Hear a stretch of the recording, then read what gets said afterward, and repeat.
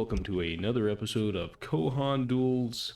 This time we have an oldie but a goodie. This is between Macleod and Naked One on opposite teams. I want to say they're the lead players probably. And this time we're fortunate enough to have a 3-wood replay. This is an old Kohan art developer who was a pretty involved in the community and the making of 2.02 patch. So, kind of excited to see what he does. I think he's known for some unconventional playstyles. So, the map we're looking at is a little bit funny. It's split. So we have this south-north thing going, but also an east-west thing going. So we have on the south, we'll cover this. GZ in close position to 3-wood. Lots of layers and resources between them. I want to say this position slightly favors GZ because the layers between him and the other player. Then we have the Naked One here, console player. He's got some bills around him, some touch layers. And then all the way over here, we have Ethan, Royalist, and Beaver or CrazyK9 as Nationalist. Around Beaver, there's not much happening on the map, but this can be kind of nice for Nationalist. They do have something to kill, and that's all they really want. As long as he can settle and make use of all that space, he'll be happy. But he's pretty close position to a Seiya player, and this is Bunger. I know he likes to do mass skeletons. Outside of that, it's a mix-up. He plays all the factions pretty evenly. We have Martel. I was impressed with this guy's unit control and everything in the last game we seen. So I'm looking forward to see what he does with Seiya. And over here we have Macleod. May have been Seiya last time. And Macleod as Council supporting a Royalist. So we have Council supporting a Royalist on both of these sides. I want to say this favors... Actually, it's hard to say depending on what these things gen. Alright, let's get started. Because these could generate lots of gold, which is fantastic. They could generate useful tech. Or useless tech, so it's a bit of a mix-up. These slots in the south are nice. These mid slots, too. As long as the north can somewhat contest these mid slots... And maybe if the South doesn't get all their slots right away, I want to say this game's going to be more even that way. Because really it's the timing you get things too. This is really nice for the Southern players, the Ethan here. Because 2 gold mines, whew, you get these right away, and their value, the sooner you get them, build up more over time.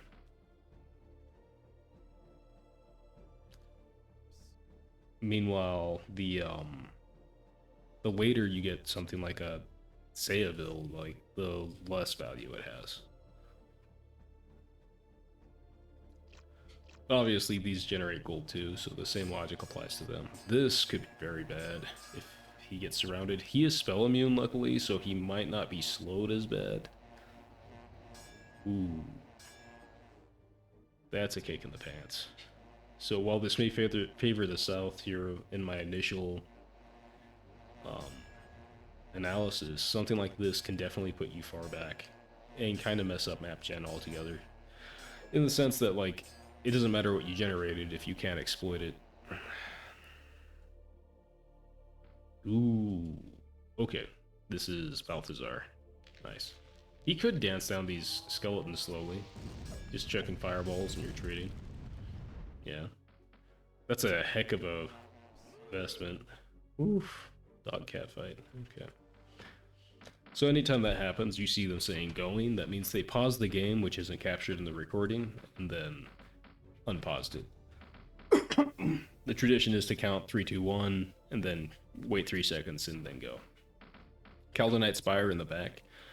This is nice, but for Royalist, it's barely exploitable until the mid game. And even then, you're gonna have issues getting all your mana out. Just pumping out Mass Magicians or something with this is nice, though. had to pause for a second. Alright, we have pretty standard opening out of black, minus his delay.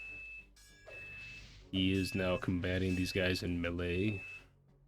He's not bad at it. He has enough hit points to take out skeletons. But now he's got to wait for his morale to recover. So, that sucks. I am a fan of this scout first open. I've been doing this myself. I don't know many other royalists who do this besides Beaver, I want to say. Oh, wow. Oh, yeah, because he's seeded so much gold, he can still afford to build this and get his dragoons.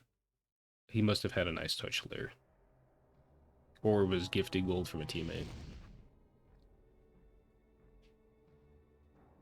Standard open from Macleod. Over here, we have a standard open skeletons. Normally, you have about 2 options to say. You go skeletons, or you go Shadow Beast. And the Shadow Beast is going to be a lot lower economy, but you try to make up for it with exploiting map resources and field presence. And you want to go kill something, you want to destroy an enemy village, etc. If you do that, it starts to be more even.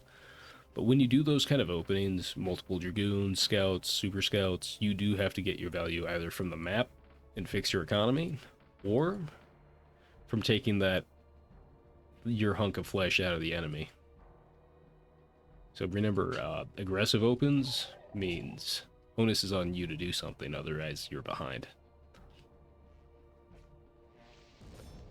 Not that there was one, but you have seen Shadow Beast opens, so you know what I'm talking about. So this is also mass skeletons, a little slower, maybe a little more settling. And this player is utilizing a supply post. Beaver likes to do this. Now, does it work? Not really. It can simplify your economy, but it's also just going to shoot it in the foot. There's no real reason to do this unless you want to maintain having a barracks, because this is a barracks still, so that you can retrain goons or add a second dragoon. I think it's mostly something for people to do and not to think about, so they can put their focus somewhere else. So they don't have to rebuild or juggle components so much. But as a nationalist, I want to say like a nationalist main in a sense, that is probably one of the least efficient economic openings that people consider viable. Alright, this is going to be interesting. They're taking the middle, kind of congregating towards each other. Well, these sides are also starting to settle towards each other. Yep. Settling against the wall is always smart because you maximize your space almost inherently. You don't have to worry about, like, if you settled right here and then you blocked settling here, that would hurt your total allotment of space throughout the course of the game. Gavin. It's interesting for a royalist. Must be a lot of royalist players. There you go. So he's actually pretty excellent on dragoons versus Seiya. This works pretty good, and his AV is very high. You heard probably only a few punches and kicks there because of the positioning and the time it took.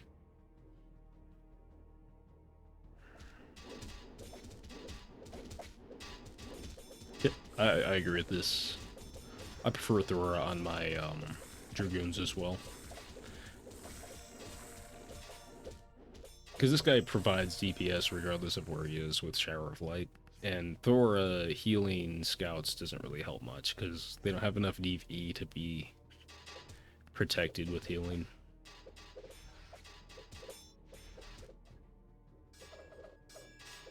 Also, Thora scales fantastically with the Gift of Heaven, which increases the base HP of the unit.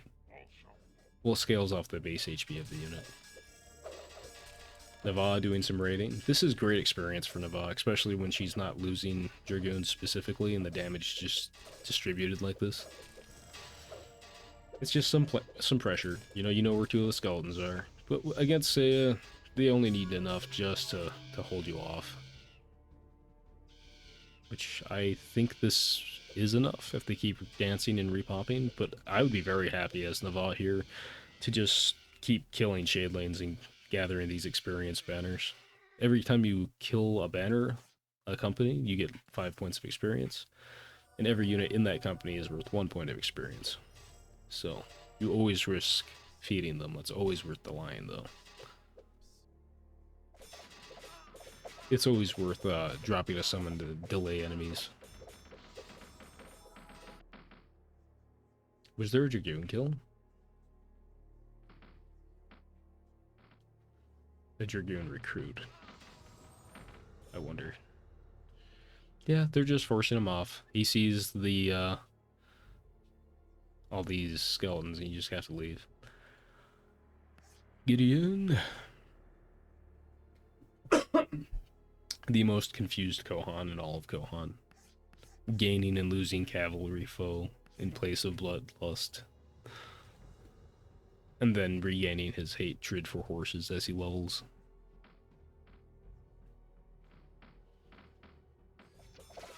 I'd be pretty upset as this Royalist player, getting raided and such.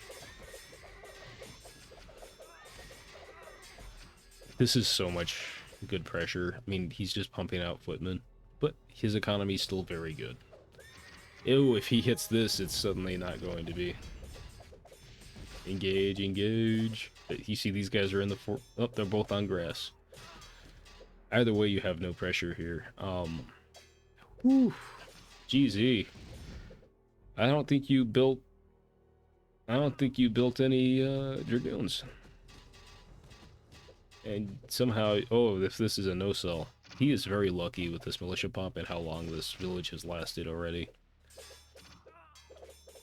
I believe GZ is doing a mass footman strategy, unless I missed something. And as you can see, the wood's starting to be more expensive. This is very useful. Naked is pulling the militia, pulling the Dragoons away. But as you can see, Gavin doesn't, he's tearing these guys open.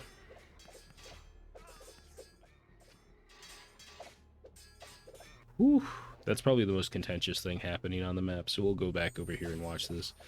If this workshop goes down, then GZ's eco plan is pretty much borked. If he had, oh man, it was so close to just chucking a fireball into that. Whew. So, like, if you get your Kohan too close, and this happens a lot, they'll go into engage instead of cast their spells.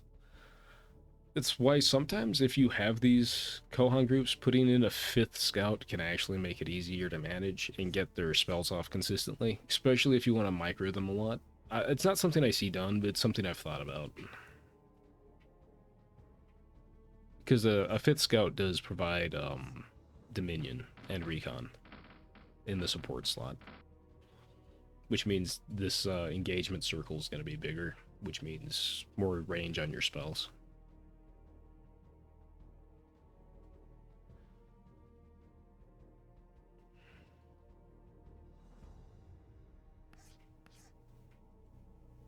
I'd say he'd probably say, man, I have pretty underwhelming Kohan. But he's made great use of them. Picking fights. It does help that while he has better Kohan over here, he hasn't made any Dragoons. I'm not sure if this is an old meta choice, where they just build up a big economy.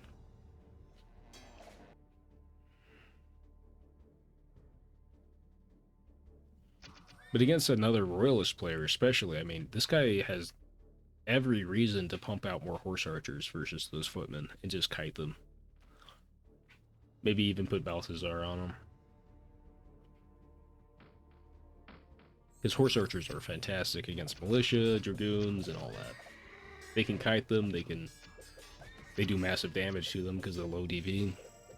Alright, we have some contention here. They've consolidated all their resources, really. They got the slots that they wanted. Teal's in position to counter this, although Arya may not be able to without some support. There we go. Yep. This is going to be kiboshed. Alright, so we're setting up a huge battle line across the map. It's been... So I was expecting a lot more contention in the middle and stuff. But the Seiya did just put pressure on green, and Green's gotta be paranoid of being attacked from like all these angles, so I don't blame him.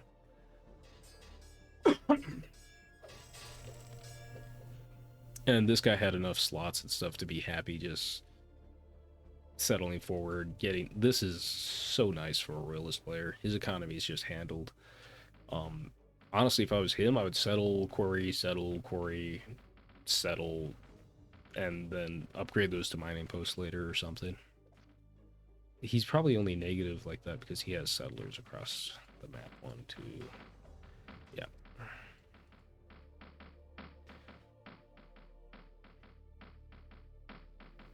If he wants to keep settling like that, definitely don't be afraid to build quarries as Royalist. I know you do have access to workshops, but we already have mana out from purple from that Saya town. One of the big advantages of getting a Saya town is this early mana.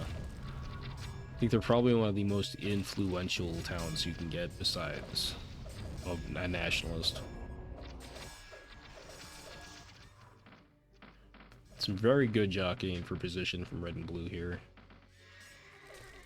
They're securing those mines, and that forest is very strategic and not favoring to them. Let's see, there's a fight going on down here. Macleod putting pressure on this Kaldonite Spire. Countered, probably. It doesn't take much to counter scout raids and stuff. Although I think they might have some tech. No? Okay. Oop, gonna want to back her out. She's eating some Wraith Fire Blast. Lazarus with his debuffs. Definitely orange feeling a lot of pressure here to do something. Blue's pumping out plenty of mana though. Double Necromancer. I'm a fan of Double Necromancer, even though they seem a little redundant. They don't get as much experience usually because they don't have Wraithfire Blast or something, but just providing a huge wall of chaff and saturation of lethargy. This is a great flank from green coming in on this side. Very inconvenient. Would it be really cool if green had like 2 more companies or something and could pressure that? His economy's still kind of lagging from the supply post. Although if I was green, I would heavily consider multi-goon, since I have this supply post, instead of selling all my iron. Just so I can secure a larger range of territory without having to tech into like super scouts or anything like that.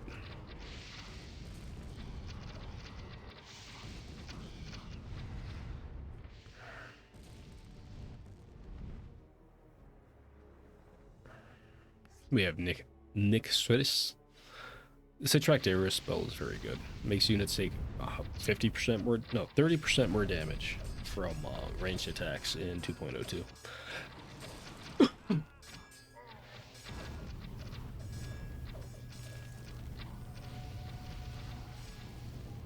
Yeah, they should be able to counter attack this pretty hard with their skeletons, especially when you have Melchior in the mix.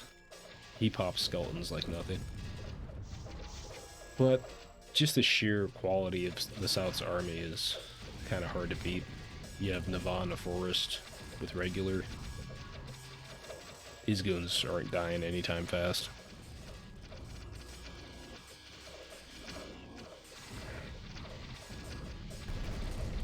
It's nice to have these consistent rain damage sources for these skeleton balls. It makes them less abusable by the enemies. Skeleton, that sentence does not sound right. Alright. Down here, pretty tame. Seems to have stabilized. Getting some good experience on Enlightened Gavin. This guy's going to be happy to rip Footman in half all day. And you can see he's giving his experience to your goons too. Arya nearing... Hold on. Well, I guess I'm back. I had to pause for a bit.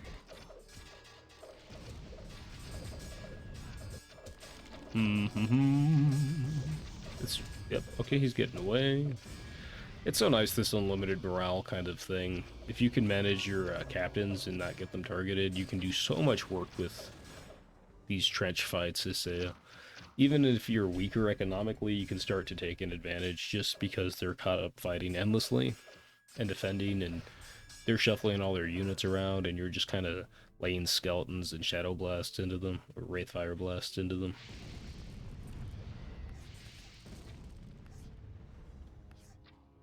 Bravery is actually kind of nice for these, any amount of morale you can give horse archers. We're getting some pretty dedicated fighting lines. Well, there's plenty of opportunities for these players to swing through the middle. It's just something they both seem to be slightly paranoid of, which is wise. Short dragoons out of the Royalist 3-wood. I'm a big fan of this, and this is a good way to make good use of melee Kohan is on something like short dragoons. He wants to use this vorpal damage, and honestly, Jengus scales very well. This big thing is this Calvinite vulnerability.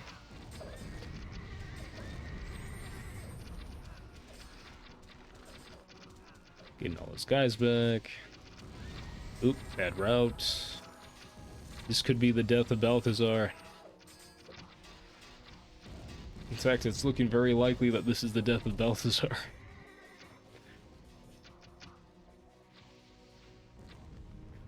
Yeah, that's the best form of crowd control in a sense, is draining someone's morale and hitting them with a shadow blast or a lightning bolt. It just forces them to make these checks, so they route in bad directions.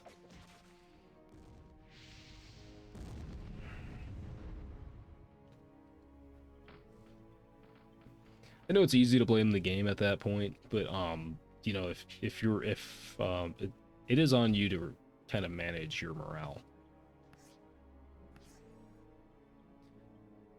Whew, this is a lot of pressure. This can get a lot of work done, especially with Yistok and Amber. There's so much opportunity here for managing and sniping and killing important units. Oh, yep. This is gonna feel bad in a second. Luckily, he has some more summoners healing. If he can even get one of these guys operational and start dancing them, it could kind of stop all this pressure. Unless Yistok and Amber start doing some really fancy footwork. Yeah. At this point, you want to be pressing back. Maybe leave your scout to finish that off, though. He could have already taken it solo once the defenders were dead. Keep wanting to say militia. I guess that's accurate too. Yep, just forcing the sell on this. You see that 325 gold float, and he needs to start reselling and building components right away. It's just the danger of these Kohan too. When you have these units and you have Amber on a player like Mac, you are very not safe.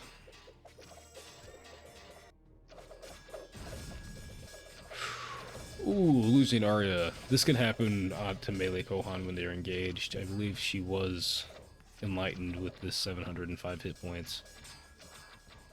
If they can keep the experience of this company alive through a retreat, I'm happy with that, personally.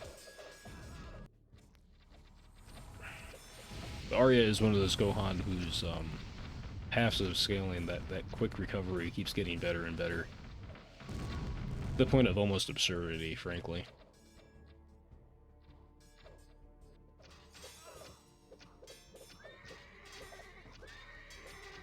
Yep. Some bad routing for Yistok, and he's down. Did Amber survive? Yes, okay. That's nice.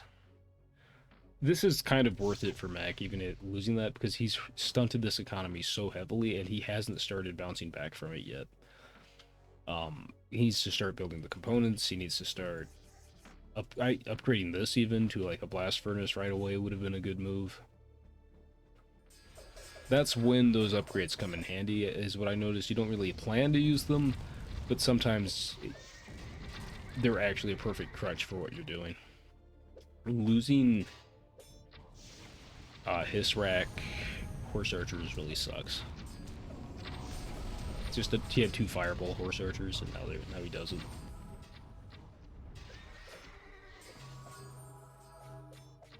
he hasn't managed to pump out anything significant. He just rebuilds them. I don't blame him. It's very nice.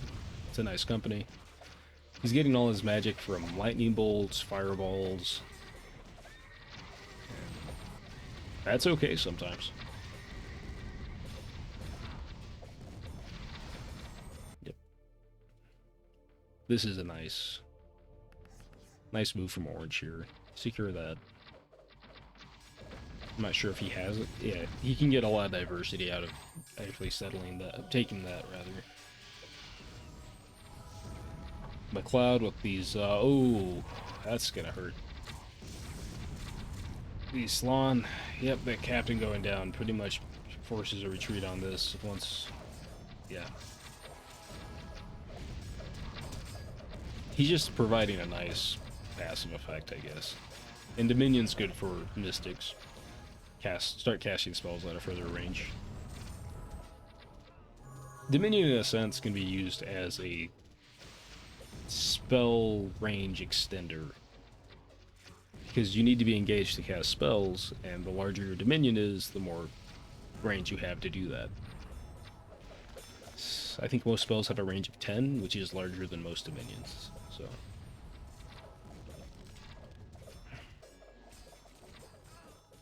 Dominion being the zone of control.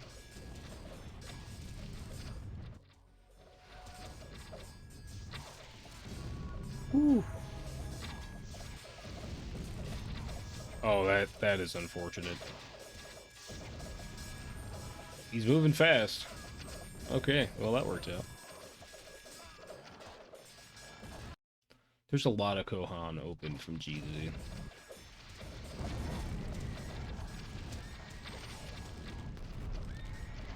If you can get this guy to, I think Enlightened or Restored, he gets magic vulnerability, which is his real purpose in your army. 50% more damage with your magic is a fantastic amplifier. And then you can imagine a bunch of magicians chucking fireballs into that. Pretty much one-shot skeletons at that point. This is where those some certain Kohan kind of function as win conditions for your army. Or at least like such a powerful multiplier.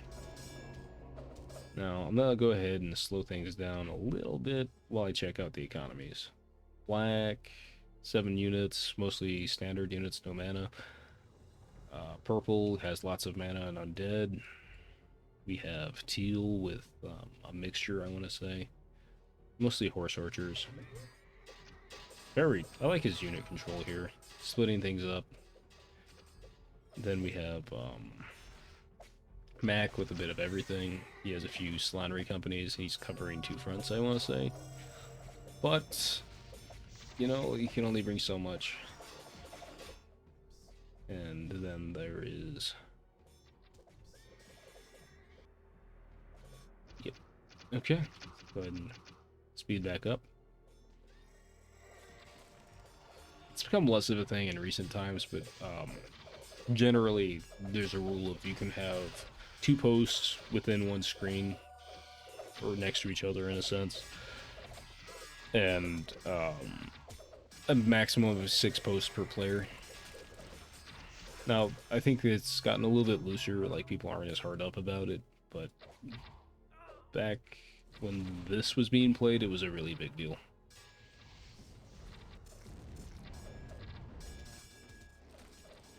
Because, you know, you could just delay a game so much.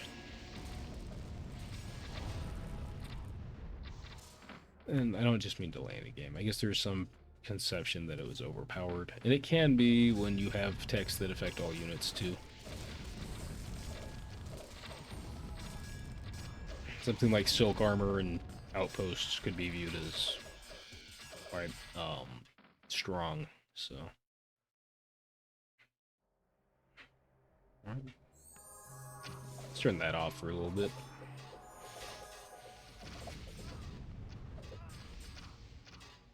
Whew. I think it's important to keep Zone of Supply and Population probably on, but maybe I can turn off Zone of Control. Makes for a better visual experience instead of all that bright yellow. Thaddeus, providing Shadowbane. He also can probably engage pretty happily. with he's getting the healthy from cleric and blessing. 17 DV at enlightened. Yeah, I mean at awake.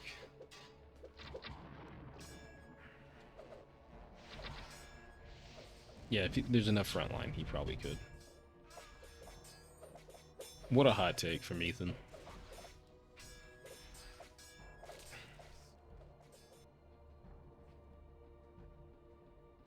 Peer review. Like Peter reviewed. Okay. We have Macleod. He's scaling his economy up. And whether he's going to use that for mass slaughtery or for advanced tech is unclear to me. I'm guessing... What is he? He's Syl, right? So he could be angling towards some of the Syl options. Crossbow, wizard, infantry wizard. Still have so many options, frankly. Like, there's a lot more than I'm saying here, even. There's, Grenadier, Channeler, Cleric, Paladins, whatever they really feel like flexing out. Probably the greatest strength of Syl is their options and their ability to get multiple towns up, pumping different unit varieties. Makes them very flexible. You can go Super Scouts, you can go whatever you want.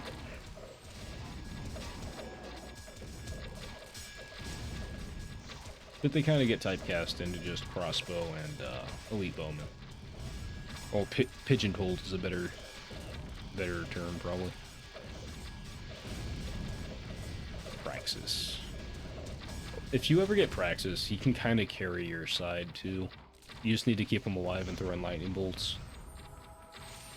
He gets, like, absurd mana regen, and, like, as good as Azura. And his spells cost less than Azura. And they all pile more morale damage on. There's so many horse archers firing at things right here. I'm kind of surprised at the lack of technology from both of these players. As far as, like, spellcasters or mana. I think he gave this to... Yeah, Mac took that. But, you know, they both have to hold their side, and horse archers are really good.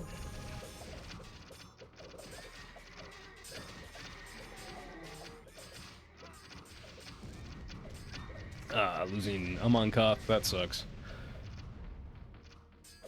You can keep him alive, he's so good. He even provides valor and morale on living companies, which are two stats that are just not valued by Seiya much. It allows him to kind of stick around for a while, personally, if his frontline's dead.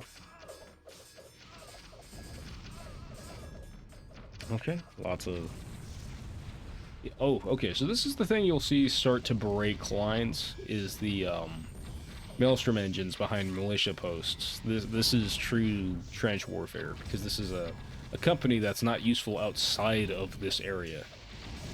So that's why you see people hesitate to do this, right? Because they're pretty much dedicated to this, because if you have to move this around, it's going to get chased down, and if you don't have something to park it behind, you could get slowed, like lethargy, right?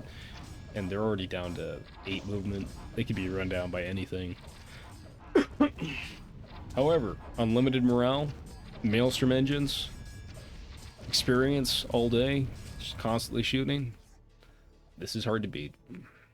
The only real thing that you'll see people do in response to this is their own Maelstroms in return. And being the first player to build the Maelstroms, it always favors you. You have momentum, generally, and the experience. However, we've seen this answer before, too. Slaughtery and catching overcommitted Maelstroms.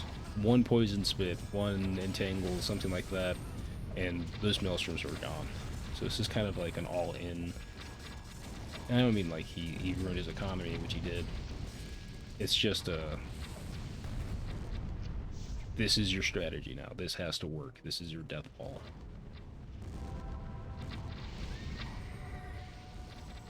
Plenty of support. He's trying to get on top of those. Really nice cast of Shower of Light on there. Okay.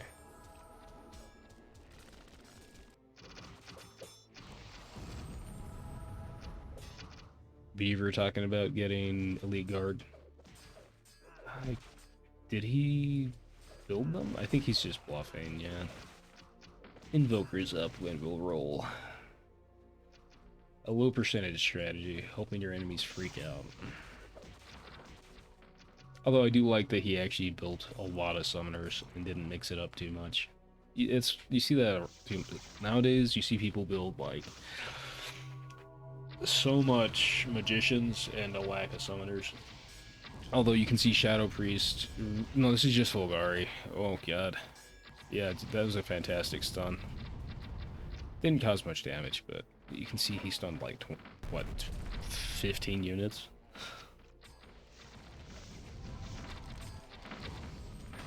Yep.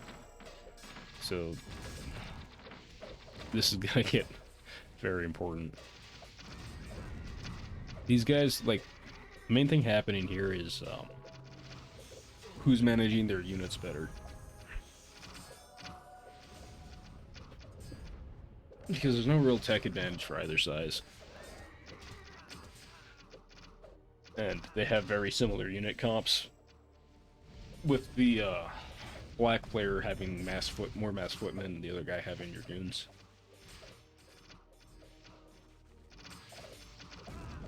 He's thinking GG because he can't hold them off. He's pumped out a lot more horse archers. Well, I guess he already had these, but yeah.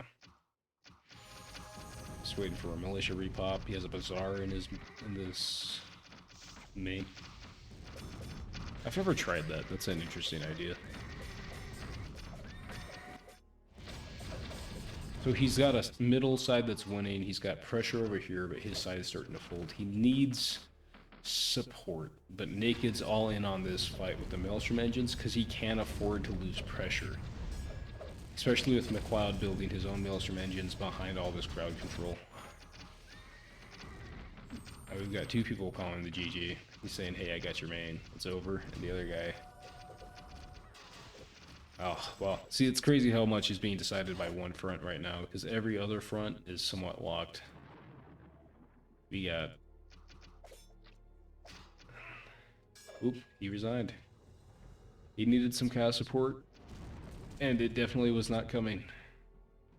I think there's an angling towards going Skeleton Wraith nowadays, somewhat to cover flanks and sides, and because it's so mobile and the Wraiths do most of the damage. Wow. Yeah, well, that's crazy. Oh, I can't believe that held like that. So in the middle, the Slandery really put a damper on everything, and there's 2 to 3 colors cycling in, holding against that push, right? And they just needed, I don't know, like 1 mana comp. Because think about, like, if you had a Necromancers with archers over there, right? All those bone bows are gonna do almost no damage to them. So like 1 mana comp over there holds GZ's side. But you know, that's why communication's so important. We don't get to see what they're saying in allied chat. But I sometimes notice a lack of communication, like in these games. You know, even buying some skeletons at the point where the guy has 5 companies of horse archers. You know, if I'm that royalist player, I'm like, I want to get a Saya village from you. If I can buy it, I'll trade you whatever, and I want to put some iron in there and just pump out skeletons. Right? Way better than footmen, for sure. And way better at walking around with Kohan. You get scaling, all this stuff. So it's a shame for it to have ended on that note, because that was really heating up. All right. Hit this. You take a look at the graphs. Yeah, Mac and this teal player. It's just